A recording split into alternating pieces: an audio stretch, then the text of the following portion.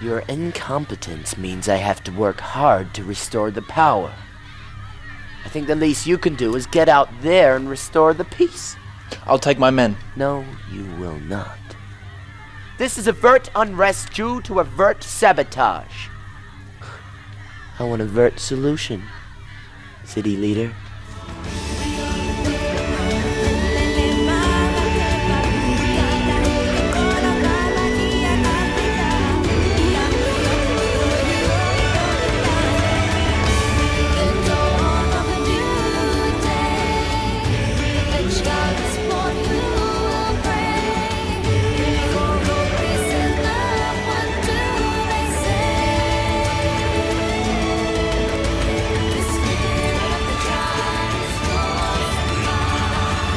Welcome to Series 4, Episode 31 of Conversation on Eagle Mountain, a podcast about the tribe.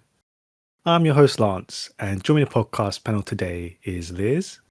Hello. Sabine. Hi. And Tamsin, Hello. with episode notes done by Matt and myself. So Series 4, Episode 31. The screenplay was done by Joe Boyle. It was directed by Murray Keane. And episode synopsis be read out by Tamsin. Ram manipulates both the city and Ebony to get what he wants, while Salene sees a chance to get on the inside. Okay, so as the city tribes protest the lack of power, Ram refuses to send Jay in, claiming that it's not a techno matter, and instead forcing Ebony to deal with it instead, knowing that she will fail. Using this as an excuse to remove her as city leader, Ram then tries to blackmail her into accepting his marriage proposal. Well, you probably think that I've planned this too, but honestly, it's just occurred to me now. I mean, what better time? What better time to accept my proposal of marriage? In order to regain her status, but she calls his bluff. So yeah, panel, what do you make of Ram's manipulation of this situation? I think Tom was my favorite thing in this whole episode. His performance it literally had me giggling Same as I here. was watching. Like, I was cackling to myself. I was like, I think he's really, it was nice to see a cunning Ram who's not like over the top and screaming and yelling and shouting people down. It was actually nice to, you can actually hear Tom's performance when he was quieter, more soft spoken. You can hear the manipulation in his voice, the deception behind everything. It really just allowed Tom to act, and I found him incredibly entertaining and more of his actual talent, his actual ability. You know, the script didn't have to do a bunch of heavy lifting to convince us that Ram is smart and cunning and clever and all that stuff. Instead, his performance was able to actually show through in these quieter moments. And so I just want to say I really enjoyed him. I agree with you, Liz. I think there was a really nice bit at the start of the episode where you see Ram and Java together, and they're joking about a goldfish she used to own, and it was just a nice moment between them, and it was a nice bit of acting from both of them. It was cute. I was mainly thinking I'm totally not surprised by his level of manipulation, but I like it from him. There was a subtlety to it in this episode. Yeah, it's not so over the top. Yeah, you really see that he's listening and gathering the information he has to move forward.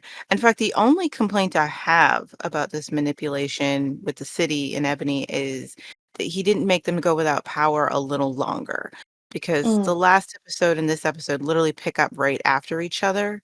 And so it's middle of the day when, the power goes out, maybe even earlier in the day. And this episode picks up right after the power's gone out. Okay.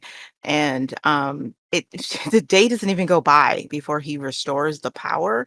And it just feels like everything they're doing, restoring the power, using all of this as sending Ebony out there is basically a punishment, knowing she's going to fail or even could be hurt or whatever. All of that's fine. It's just it doesn't give it enough time.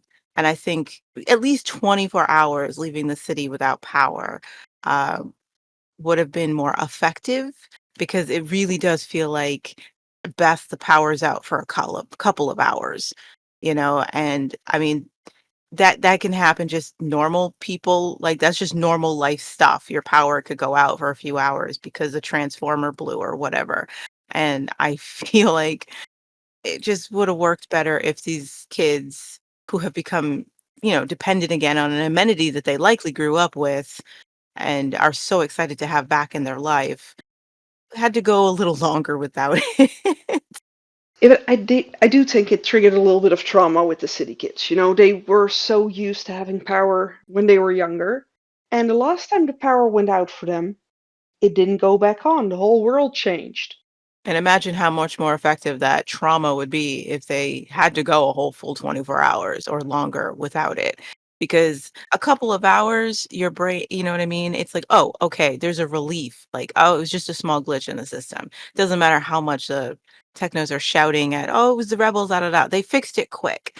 But if you go longer, not only do you reopen the wounds of what happened last time the lights went out, the longer you go it stays out, the more those wounds fester, the more those those dark memories of what happened the last time the lights went out, boils. And I just feel like that it would have been way more effective when the lights come back on, the worship they'd have for the technos, which is story if I was a storyteller, I'm just saying that that's the way I would go to psychologically mess with the city kids and to ensure their worship of me. Because I mean, he literally turns the power on less than a half hour after Patch makes the connection that this is all a manipulation, you know what I mean? And so it doesn't feel as effective. Yeah, I definitely think it should be nice to like at least to the night at the bare minimum, and Yeah. have Yeah. like screams and police sirens again blazing. That would have reignited that fear that all the city children have once had. But yeah, it went way too quick. I liked seeing Ebony totally out of control. She didn't know how to deal with the city kids until Jay turned up. I thought that was interesting. She was completely out of her depth. Which actually kind of really bugged me. I mean, again, maybe it's Mm. just staging, but we've seen Ebony with the mob before, and Mhm. we also know from her experience. You can remember this is a season one. Ebony would not have gone out there without a huge posse of her Yeah. men. Mhm. She would not have been that dumb to just waltz out there. She would recognize this is a dangerous situation. Jay immediately had wanted to go with her. She would have heard the concern in his voice. She's not dumb. She would have been like, okay, he's sending me out there to get hurt, you know? And Mhm. you could argue that the other few times she's gone out there, she really wasn't expecting the crowd to be that upset and was caught off guard. But by this point, I just don't buy that Ebony would waltz out there with like maybe like what, four people, one of which is D. You know what I mean? With no weaponry, nothing, no backup, like, she just waltzes on the scene and thinks she can talk to this angry crowd, and even though staging the crowd is lame, we've seen better crowds, it's just in general, I just think she was being very foolish about this, and Mhm. I think it would have been more effective if, 1, the crowd could have been bigger, and that Ebony had come with more backup, and they were still overrun, you know, but Yeah. because it looks silly in general, and you're just like, "Ebony, you didn't see that coming, give me a break." Like, come on, you didn't Yeah. see you knew when you went out there what you were gonna be dealing with, and you didn't scrounge up more of your militiamen or whoever to go with you. Like, she shows up alone. Come on. It makes no sense at all. I was going to say, shout out to the 2 additional militiamen that we have Oh not seen yeah. previously, I believe. I know when this guy leaned over to Dee and said, "Should we do something about this?" I was like, "Who are you?" I love how every now and then they add more NPCs. I'm like, "Are you just a concerned citizen?" You're like, "I'd like to cross the street," and you're looking at D like, "Aren't you supposed to be in charge of this stuff?" And I also think it's comically funny, how, Jay goes against Ram's orders, swoops in with some technos to chase the crowd off, and, how he's helping Ebony like she's physically injured. And neither of them even look at Dee, who was literally hit in the head with a rock. Hmm. They're like, yeah, the other guys will take care of her. Yeah, It felt just so in character, though. take her back to the mole rats. Two most selfish people on the planet are like, are you okay, babe? Poor Diaz is like, I see moons and stars. For a second, I thought they were going to leave without her. Then the other two guys grabbed her. I was like, oh, thank God they didn't forget poor Dee. She's like flat out on the ground. I think you've got a great angle there that you said about Ebony, though. And I mean, I wonder if it would have been maybe better if she had to go and do it, as opposed. So she knows she's not getting any backup from Jay. Ram has positioned her into a position where she has to go out and do this thing. She doesn't necessarily want to. She's unsure how to handle it, and it goes the way it goes. Hmm. Whether that might have been a better way to have sort of set it up and staged it. I mean, isn't that how it's staged? She has to go Yeah. out there. I'm just saying, Yeah, but I didn't feel the trepidation from her necessarily, is what I'm saying. Oh, you mean if she had been scared to go out? Yeah. well, ever since Jay started laying that D, she has lost a lot of interest and focus on running the city. Hmm. Yeah. I mean, she barely had any to begin with. You know, she just wanted the power. She didn't really care about all the details and stuff like that. Mm. But yeah, ever since these two have been hooking up on the reg, she doesn't care what's going on in the city. And which I think is actually a nice angle because that is also consistent with Ebony. When she finds love, power goes out the window. She doesn't care about it much anymore. Because I honestly think power and love, they both power probably fills a lack of love in her life that she's ever felt growing up, Mm. and Hmm. on and on. And so it's usually between the two she's choosing, but love is much harder for her to attain, and so she falls back on power. But when she's getting love, oh, she gives up rulership. She's like, "Out the window, don't Hmm. care, like, doesn't matter to me." And so I do like the angle that Ebony, she doesn't seem that concerned because she doesn't care about going out there and, quelling the crowds, but she still would have been smart enough to recognize it was dangerous and bring more people with her. I wonder who she has left though to bring with her. Well, those two that we saw on D, maybe that's it. And that could have been interesting to waltz in, like, to focus, like, so much. Oh my gosh, so this whole season is just one big missed opportunity. But like, you could have explored the fact that Ebony is having a harder time recruiting people to work with her. Many maybe people who even, like they could have fleshed out the depth of how the city feels about the technos and Ebony, and by having scenes where she does need more people to work with her and she can't get them to work with her. Maybe some people don't wanna work with her and Lex because they feel like Lex went over to the tech, you know what I mean? There's just things they could have done that could have fleshed out the world and how different individuals feel about what's happening. And then you could be like, "Oh, the reason she doesn't really have any people working for her is because no one's willing to work for her for whatever reason." It's not like they have money anymore, you know? They had it for about a week, and it doesn't matter anymore. So what's your incentive to get people to work for you? On and on, but again, is nothing there, so And you bring up a good point. Like the fact is that nobody else outside the Murats seems to have an issue with the technos, Right. Yeah. despite all their loved ones being taken from them. That just seems to be forgotten. But no one, yeah, I mean, apart from Patch, but he immediately became a Murat. You know what I mean? Like has an issue. So it's like it just doesn't feel like anything's going on.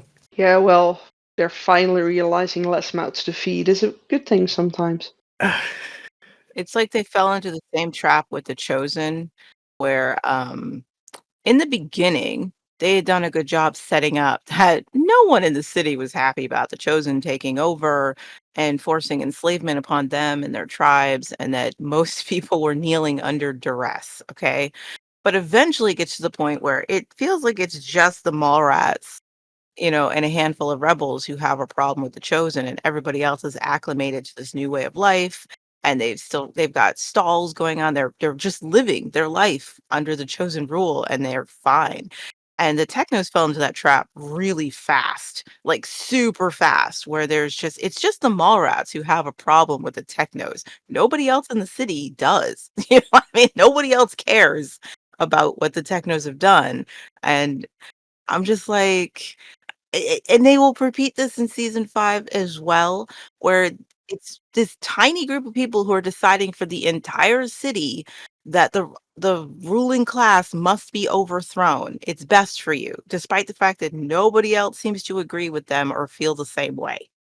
But we're supposed to believe the Mallrats are the good guys because they're our protagonists, and that yes, the Technos must be overthrown because the Mallrats say they should, despite everybody else in the city not having a problem with them.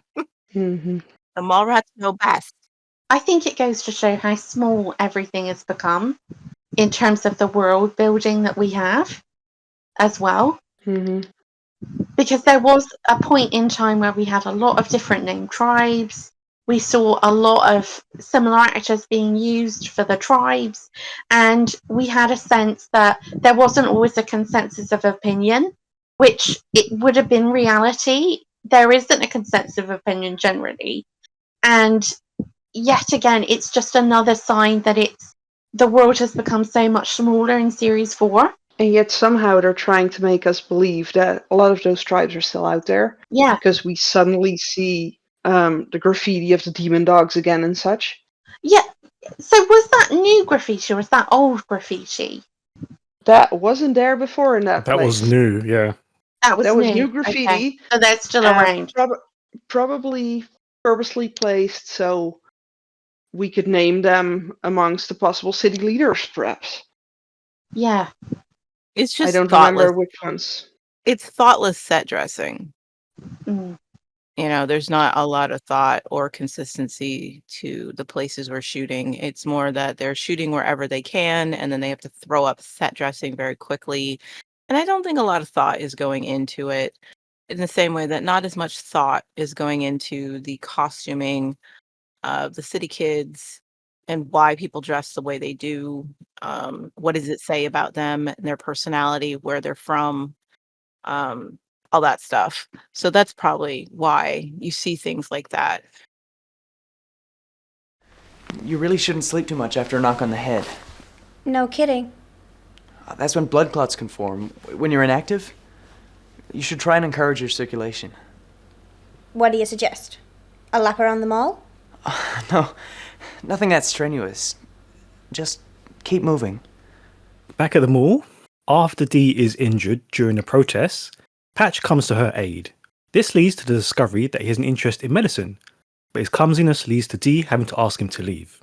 He does return later, however, with some further medicine and advice. So yeah, how did you react to Patch's attempts to help Dee and the hints that he might like her? Oh. So I had forgotten. I was going to say I had forgotten that something that you often hear, the discourse within the fandom, is that Patch is essentially a replacement for Jack. No, But I'd it's Jack and forgotten Dal. he's closer to Dal. I thought about too. As soon as he said that, I was like, "Oh my gosh, they turned this poor kid into a catch-all." Like, Yep. I honestly, you could say that he, in some ways, he's every rejected male on the show. Like, he's Jack, he's Dal, he's Ryan. Like, they just like, let's just slap all those attributes onto him. He's just this nebulous form of underdog male. Is he what would have happened if Jack and Dal had a child? Is that Patch? Oh Yes. my gosh. Even the way people like respond to Patch, like Pride will respond to Patch like he's surprised anything of use has come out of Patch's mouth, and it's like Pride Yeah. is literally Wild. You brought him here because you know he's smart and useful and maybe even helped you with your plans to take down the power station. And now you're Mhm. acting like, "Oh, wow, I didn't think you'd have anything to offer." The way Celine speaks to him as though every word he says irritates her for some Mm. reason. And I'm like, what did he do? Like, what is wrong with you guys?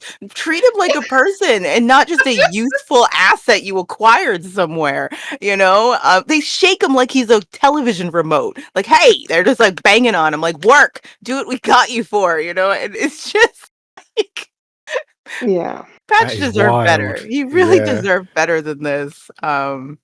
Yeah. I was like, oh, medicine too. They remember they have no one to take care of that as well. So they gave it to him. Oh, poor Patch. Like, that's why I never really got to know Patch. He's just a bunch of things that they were missing thrown together. Yep. Literally, yeah. Maybe it's the Ryan in him that repulses Celine. That's what I'm saying. That's how he Probably. started talking to him. I'm like, what did he do? For Pete's sake. She's like, what are you talking about, Patch? Like, why are you so terse with him all the time? Did you not want him to move in? That'd be great if, like, Celine expressed later she was just irritated that Dee invited this guy to live here without even discussing it with her. And now, but it's just like, why are you so terse with Patch? What did he do that offends you so?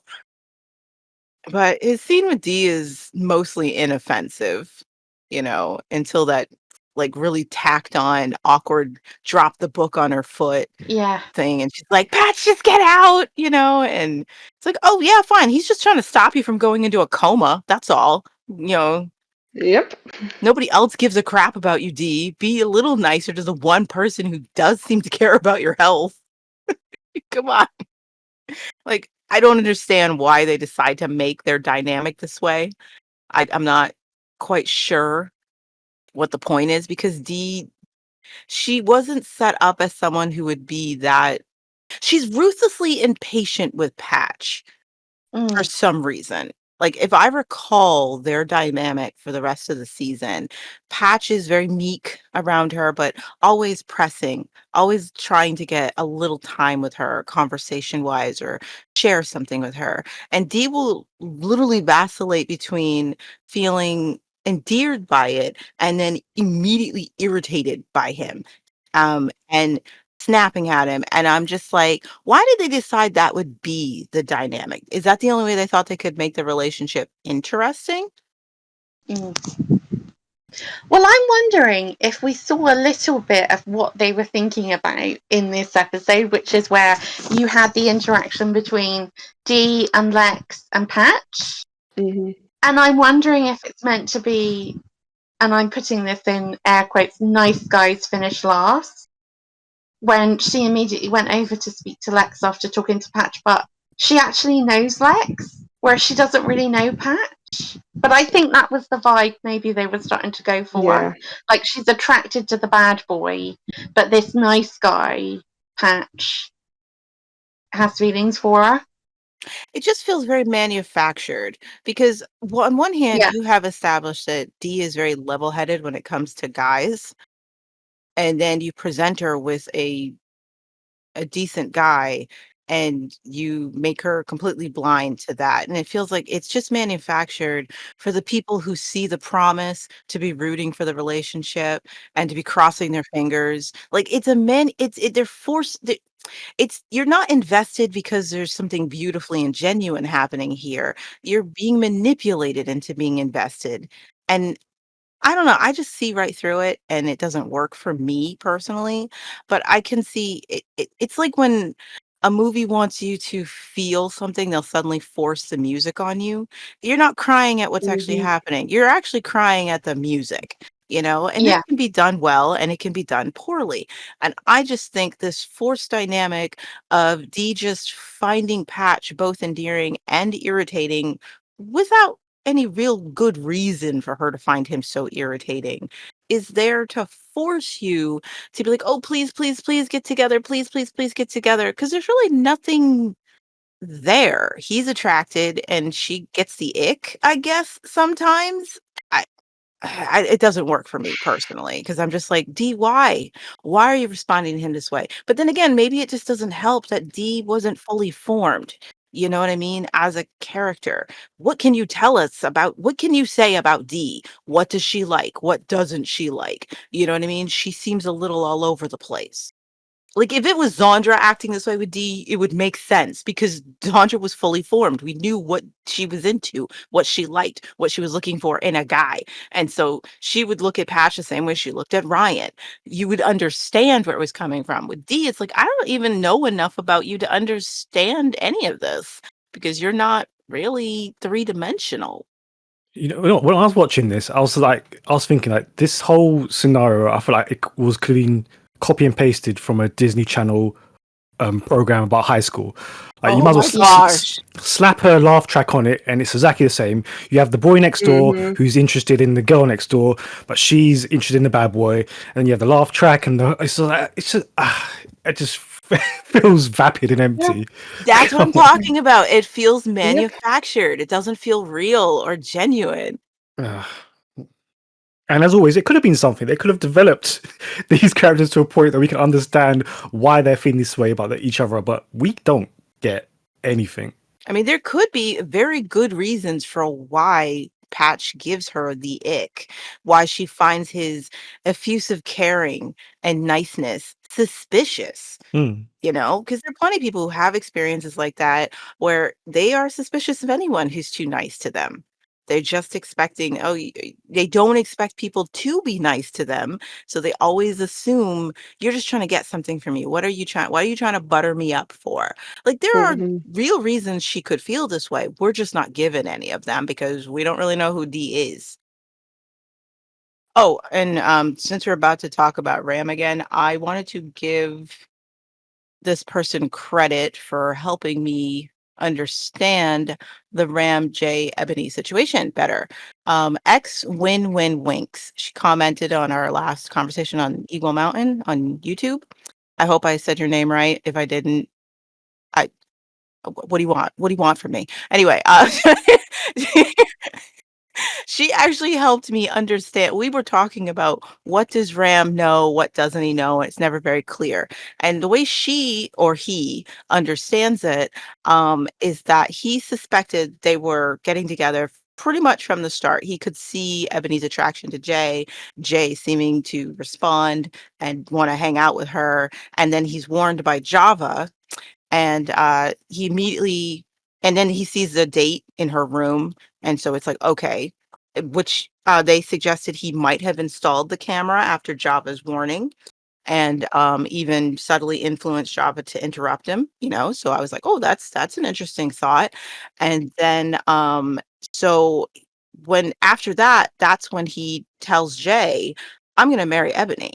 And we all mentioned he's watching Jay's face, like he wants to see how he responds to that. We also know he demanded that Ebony stay away from Jay, and that they shouldn't be going out handling her city problems together. you know Mhm. and so their theory is basically that he assumed that they were attracted to each other, but he had put roadblocks in their way, to so he was probably thinking, and okay, they're good. Jay will stay away from her because he knows I want her. I've ordered her to stay away from him on pain of getting in trouble with me. And maybe that's why he stopped checking up on her, da da da, thinking it was nipped in the bud. And that's why when Java tells him that Ebony won't marry you because she's with Jay, he says, I didn't think he would dare. And so their interpretation is that he has suspected, but he thought he had basically scared both of them off Mm. to it. And, I was like, I think that is a very sensible explanation for Yeah. his reaction to Jay and Ebony. So I wanted to give credit to that person because I read that and I was like, huh, okay, that works for me. Like, I buy that. And maybe that similar thing happened with Lex and Siva. He suspected something was going on there and assumes it's all over. And that's why he has a meltdown when she runs off with Lex later. 'Cause he's like, where the frick did that come from? Mhm. Yeah, that actually makes sense. I hope I explained that well. I'm sorry. I didn't want to read their whole comment. It's nice. It's very informative with details. I was trying to sum it up. It's an interesting take, definitely. Yeah. And I was like, you know what? That works for me. That's good enough. Like, I buy that one. That's good. Thank you. Yeah, speaking of Ram, Ram throws open the city leader position to the city. What? There's not much chance I'll be chosen, but it is worth the try. When did you decide this? Does it matter? I'm doing it. It's a good way to get on the inside, know more about Ram's plans. Yeah, and maybe get yourself wiped out for good. I don't remember that stopping you when you took on the power station. This is different. Why? Because I'm a woman? But they reconcile when it transpires that he's mostly just worried for her safety. So yeah, panel, what do you make of Selene's plan and the arguments here with Pride? It's fine, I guess.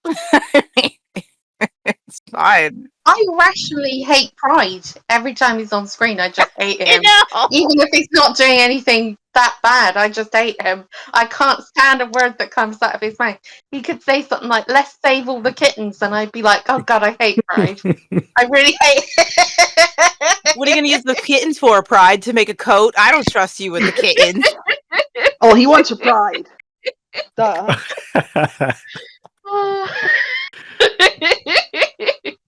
What were you saying, Sabine?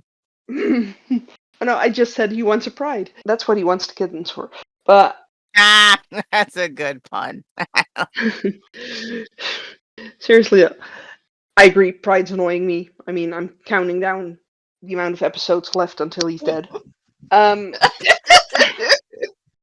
But as for Salene, instantly saying, "Okay, I can do this to basically spy on him."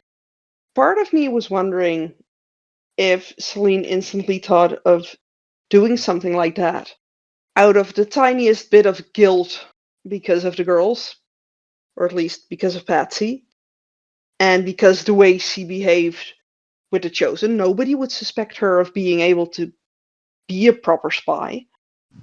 That would be that awesome. would be nice, That would be great. but if they that's won't have done that. right. This is the thing. We can come up with so many great headcanons and backstories as to why they're propelled to doing the things they're doing, but we don't get this in the show.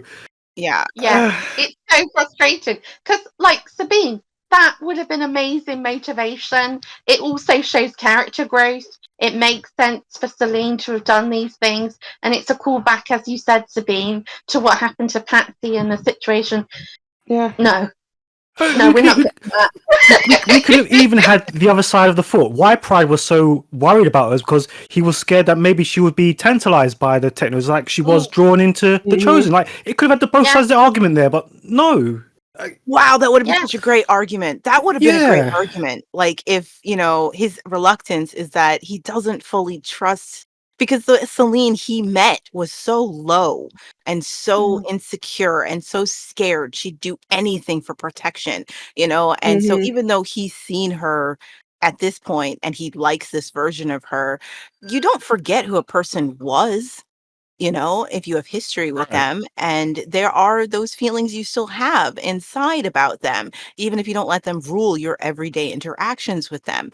And so, for example, if someone cheats on you, but you guys go to therapy and you've forgiven them, you're still gonna be triggered every time their phone pings and you don't trust their explanation as to who it was.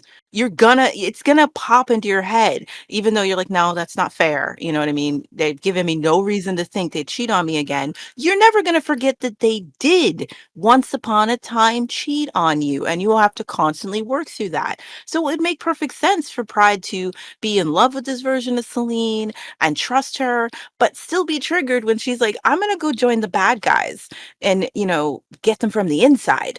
And it's like, that's exactly what she'd planned to do the first time. Didn't really work out for her or anyone around her. And Salene to have to confront that and to say, like, look, I know what happened last time. You know what I mean?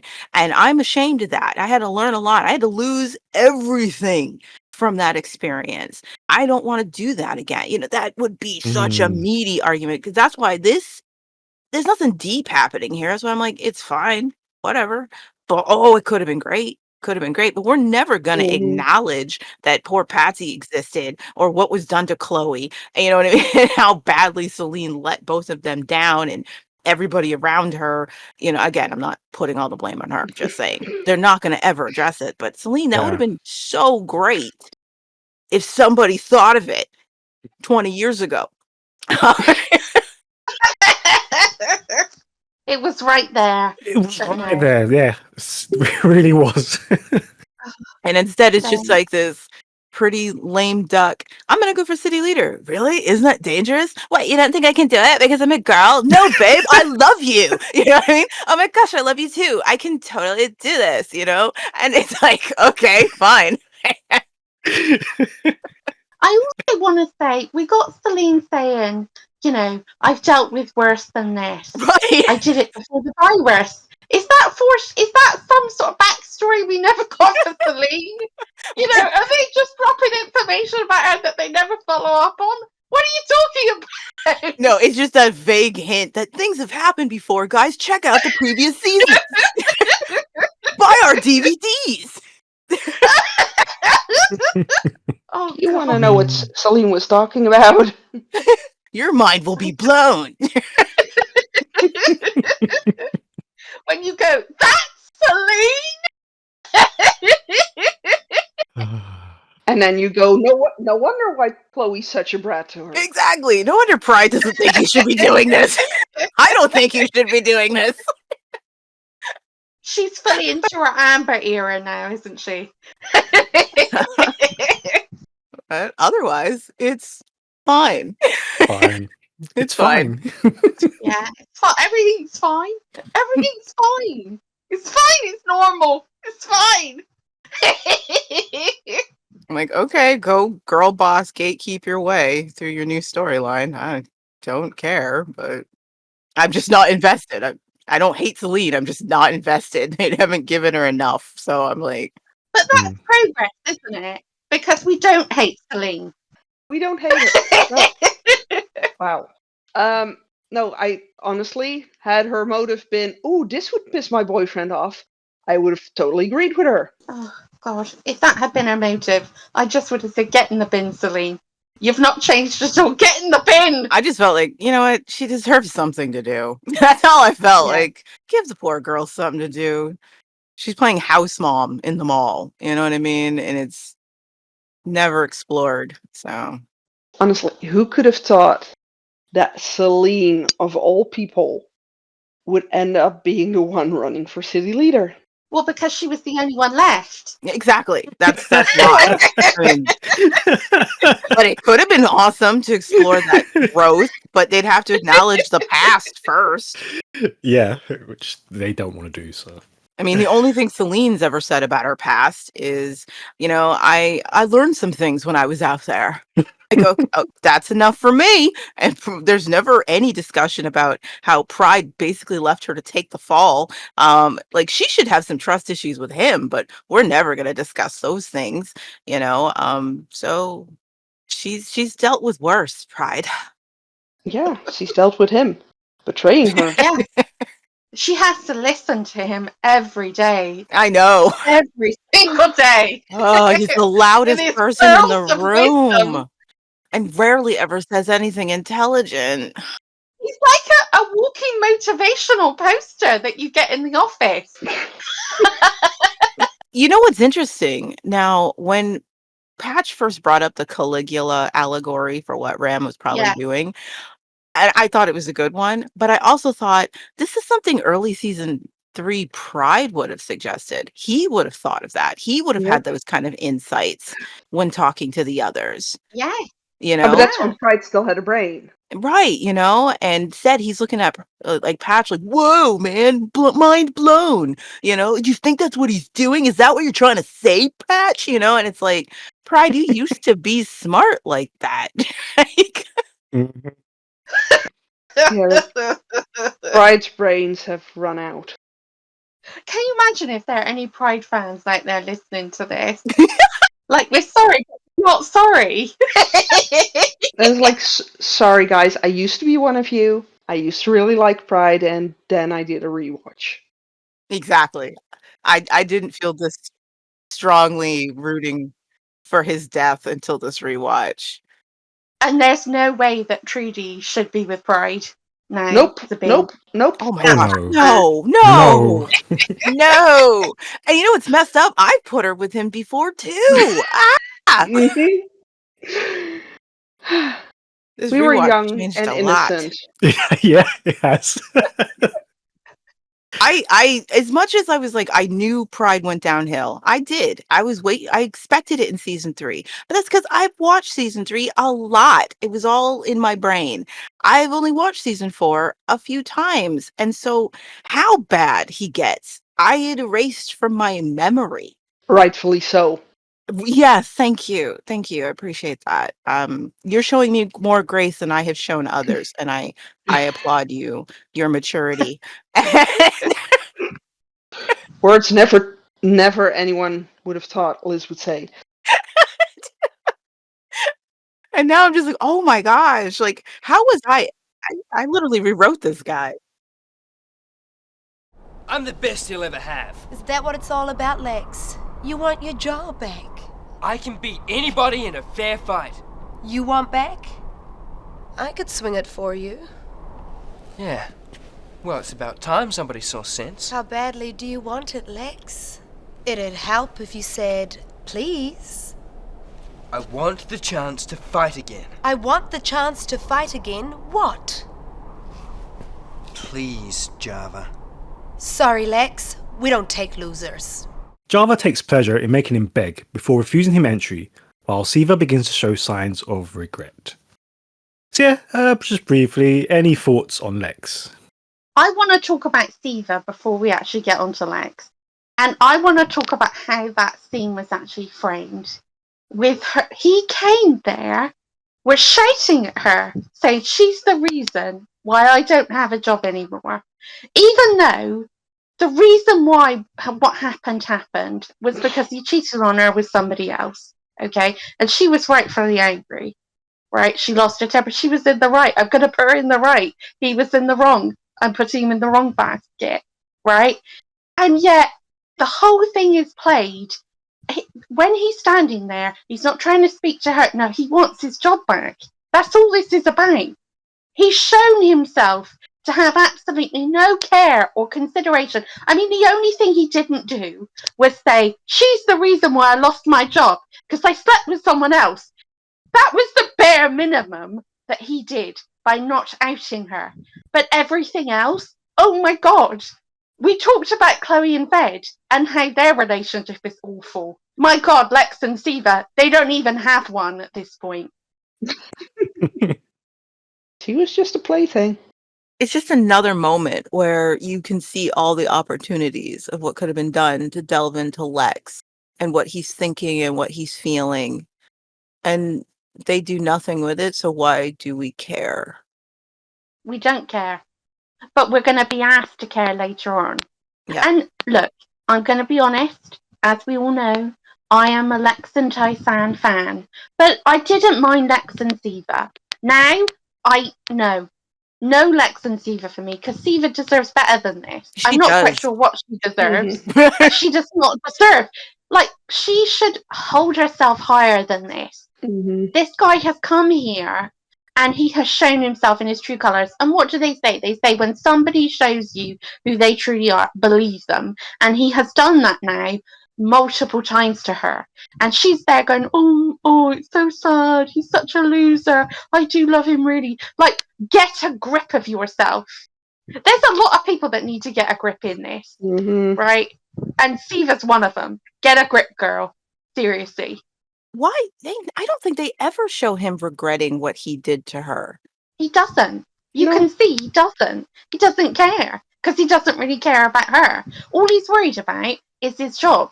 He knows he can. He knows he can probably talk her back into the sack. And if he doesn't, there's scores of other girls that are queuing up to have sex with him, or were last week.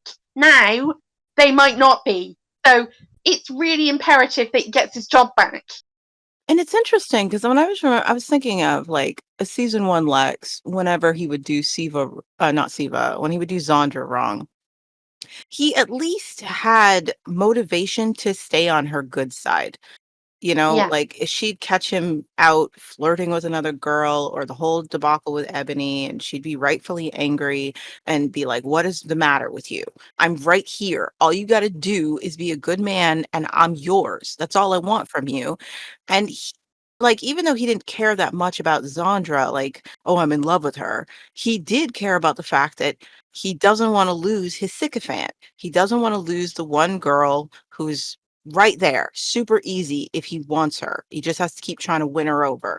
And so he would play the game. He'd grovel, he'd make up some excuse. "I'm sorry, Zan, I was powerless to her womanly wiles," or whatever, because he was motivated to at least keep Zandra in his corner. So even then, he'd feign remorse. And sometimes he'd feel genuine remorse, not because he hurt her, but because he lost her.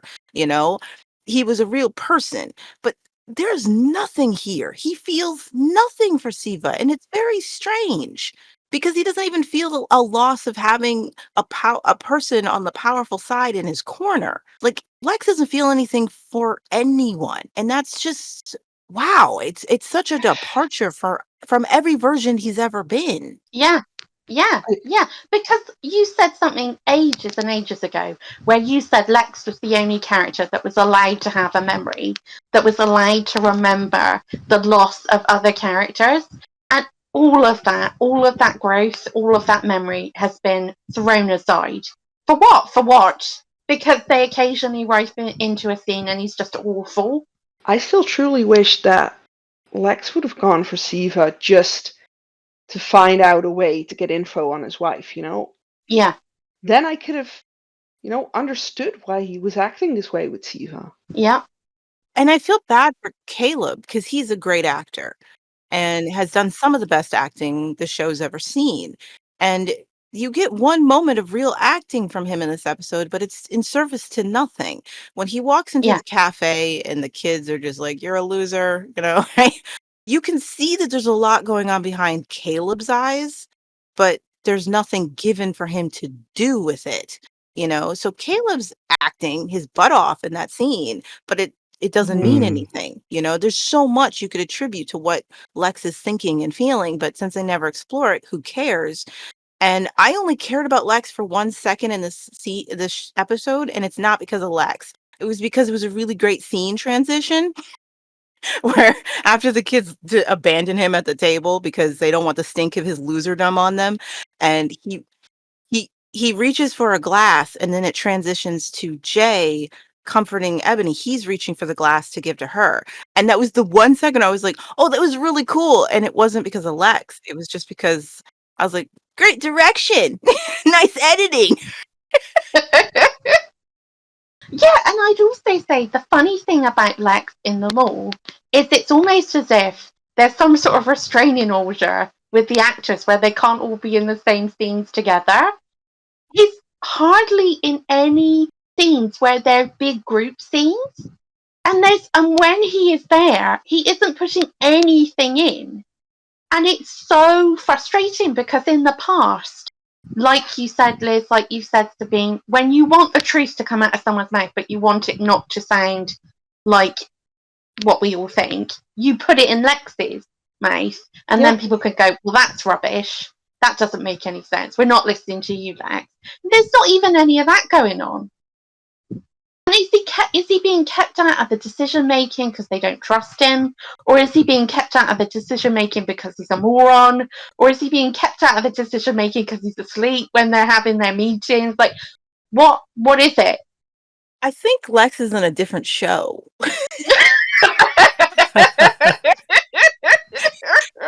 Because everything you said is so true. How out of the loop he is, how out of the group he is, and they don't really explore why. You know, again, you can just assume it's because he's working with the Technos and Ebony, and so they don't trust him. But honestly, it just feels like he's just on his own adventure and is Yeah, completely unaware of what everybody else is thinking or cares about. Like Lex isn't aware the Technos took anybody. He doesn't know because nobody told him apparently. Like he's in a different TV show than everybody else is. And that's why he doesn't care because he's not aware of their narrative. He doesn't know.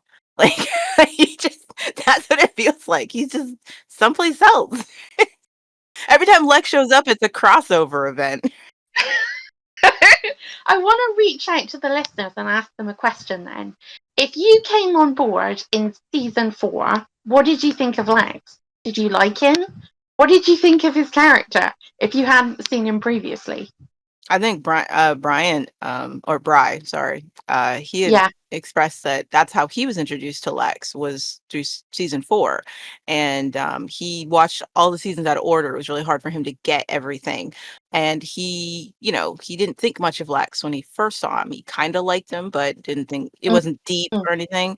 And only after he went back, Lex became one of his favorite characters. And he was kind of Yeah. blown away by the fact that Yeah. there was so much more to this guy and what he'd been through and what he'd done and how deeply moving Lex actually was. Mm. That brings us to our final thoughts of the episode. But if anybody really knows Ebony, it's you, right? Top to bottom, side to side. She seems so strong. She must have some weakness. Oh, yes. One. Then tell me, I mean, now that she's gone, I'm curious. Ebony's most insecure when it comes to the men in her life. So, creating a fake video of Jay and Amber together, he includes it in a library of techno fantasies and shows it to Ebony on the pretext of being able to make her dreams come true. Go ahead, panel.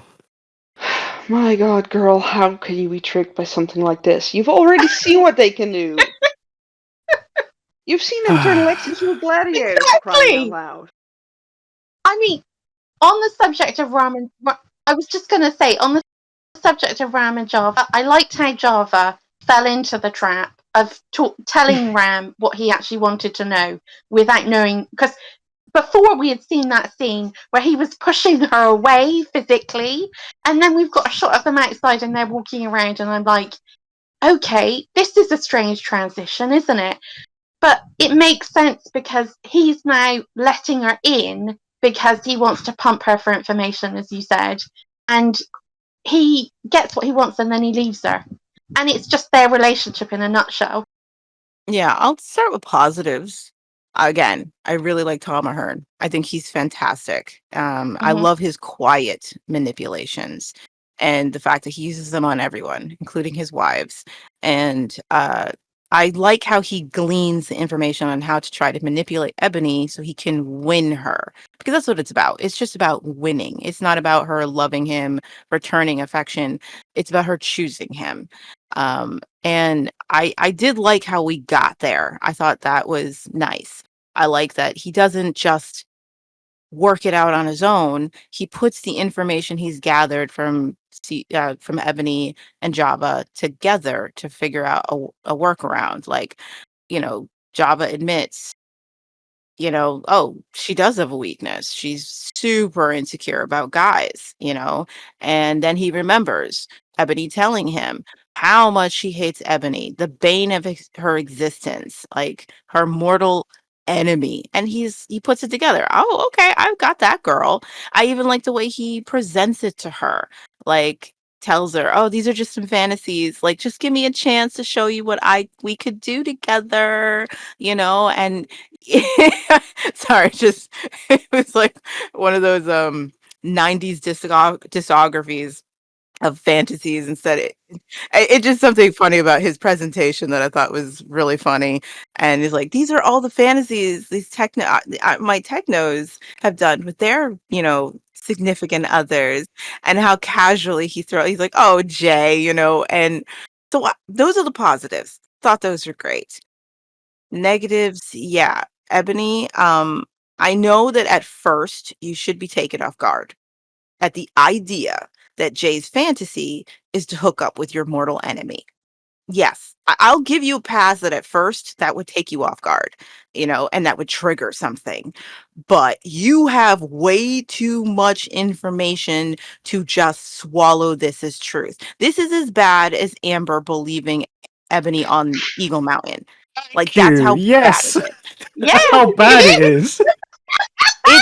It's probably worse because you have way too much information about what the technos are capable of, how much and they can experience say. of manipulating people. Exactly. Like, you have way too much experience to believe this after you've thought about it, after the initial triggering point where, it's a knee-jerk reaction to be like, "Oh, I'm gonna strangle. I'm gonna rip his blonde hair at the roots. How could he do Mm. this to me?" And then sit with it and think about it and like, "Wait a minute. I don't even know if that's real. I don't know if that's Jay's fantasy because I've seen what Ram can do. I also know Ram wants me. He literally came in here begging for another chance." You know what I mean? Like, there Yeah. should be some thought after the initial anger and hurt, and there's none. And so I'm just like, I can't believe you swallowed this. Honestly, it felt like a taste of her own medicine for what she did to Amber. I mean, but then it didn't though, because it was so weak. It was so weak. Mm, We mhm. needed more for what she did to Amber. It's just like all of the brain cells that she had have just fallen out of her ears. Hmm. Yeah, this would only work if she hadn't been exposed to just what the technos can do. Mm. But they've made a Yes, point. because less than a couple of episodes ago, she saw Ram putting words in Amber's mouth Right. and knowing. Exactly. They had that whole experience there. She's had the whole experience where she was fighting Amber in the virtual reality. She Yeah. there's been too many. She's got too much knowledge, far too much knowledge to just accept this as a real. It just doesn't make sense. She knows for a fact they can put anybody in there once they have their image. You know what I mean? If And anything, it's like that. anything, she should have known now that he is onto them. Yeah. Not the fact that she's sitting there crying because she's got this image. She should have been sitting there crying because she's like, he knows. He knows that we're together because he's specifically come here with this, knowing that he's knowing that I'm a jealous woman, because I am a jealous woman. Everybody knows that about me. It's the top of my bio on Tinder, jealous woman. Okay. That's not why she should have been crying. She should have been crying because she now knows that he knows. And she's got two choices. She's either going to have to go with it and end it or run. And she knows Jay probably won't come with her. So what's she going to do? But it wasn't. That's not what we get from this. We get her being devastated. Tamsin, that was so amazing. That missed opportunity button. Oh, it's Tamsin. That's so good. It hurts my soul. Like, if that was Ebony's motivation, the recognition that he knows about us. Yeah. And that was her motivation going forward as to the choices she starts to make, because maybe she's trying to protect she and Jay from Ram's wrath or something, rather than just, oh, I saw this. I didn't even think to question any of it or confront Jay on it, or I'm just going to try and hurt him back. That would have worked so much better if everything she did was because she knew Ram knows about us and one of us could die. And I don't want the payoff. Oh, no. Payoff for what happens at the eco camp stings even more. Yes. Yes. But no, they went for the lowest common denominator and made Ebony the biggest fool in the world, as if they haven't already been trying to do that. And I mean, she used to be one of the smartest characters, but then again, they always have to do that. I notice they're really writing smart characters is difficult, and often the lazy way and the most common way is to just make everyone else around them stupid. You want Patch to look smart, you just make everybody in the Mallrats really, really dumb. You know, when once upon a time, if you went back to season 1, there was a lot of intelligence going around that mall. You know what I mean? A lot of people read books and knew history and stuff like that. But now it's like, even like, everybody has to be stupid to make somebody with a nugget of knowledge seem super smart. And yeah, like, everybody has to be an idiot. And it's like, it's not necessary, because I think Ram does stand as intelligent on his own without everybody being stupid, you know? And yeah, so Ebony, seriously. I mean, Java did say that her insecurities are so bad that she won't eat. So maybe she doesn't think when she's insecure. I don't know. Maybe Yeah, but this is almost as if her jealousy is so bad she's almost psychotic with it.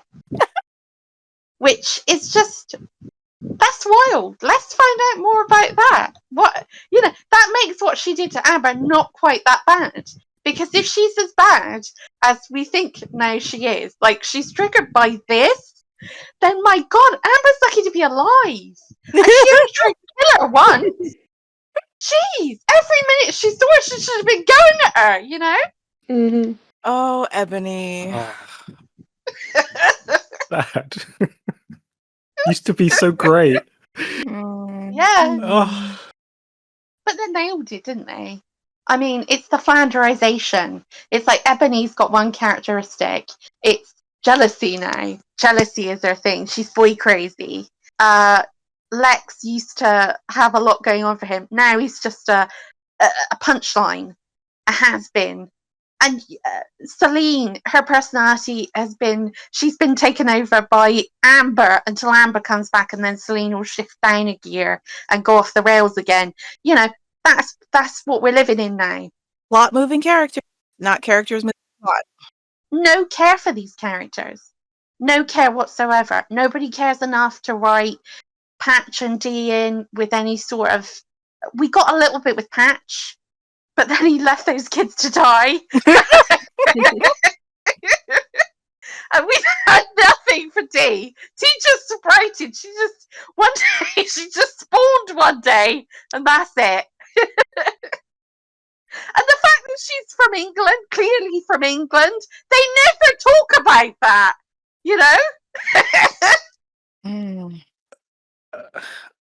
Okay, I know no one cares about the technology, but I had one question. Go on. So, Ram mentions that the two of his technos got married a year ago and played out this fantasy in VR. Yeah. But we know that the VR only got completed a couple of weeks ago. Yeah. So I'm confused. Do the we think he was timeline just here. lying? It's just Do BS. we think he was just lying, though? Yeah, I think he was is. lying. Yeah. Absolutely. I don't believe for a second Ved had a previous girlfriend. No, I was going to say that. Drop that law, didn't he? No, I don't buy it. I don't buy any of this. No! Okay, that makes more sense. All right. This is just all a presentation to her so that also he can show her the one clip he put together. The one he wanted her to see. And he needed to make it believable that I just want to show you all these fantasies that we've all had for a long time. We've been doing this forever. And it's like, okay, so I don't believe anything he said can be taken with any sort of truth. Mm-hmm. Every single one of them is something he made up, probably. He even specifically draws her attention to it twice. Oh, look, we're going to look at Jay's. Because she's looking off into space. She doesn't want to see any of this stuff. So, yeah, it is entirely for her. And it leads to another criticism. Like, if you could take the time to craft a quick scene with Amber and Jay while she's not here, why couldn't they do the same with Trudy and the other characters not here? Like, just take the time to show what they're doing outside of the world. You know what I mean? Like, they obviously took time here to do this scene when Amber wasn't around. So why couldn't they have planned it for Trudy as well? Because they don't care about Trudy. Yeah, and they Jay, the audience doesn't care about Trudy. You're asking why Trudy wasn't considered? Have you learned nothing? But like, just her in the guy in camp or something, like a quick cut scene, like 5 seconds. Yeah. You know what I mean? Just to show that Trudy wasn't scanned in. Yeah, I was gonna say too. They don't have her in their database.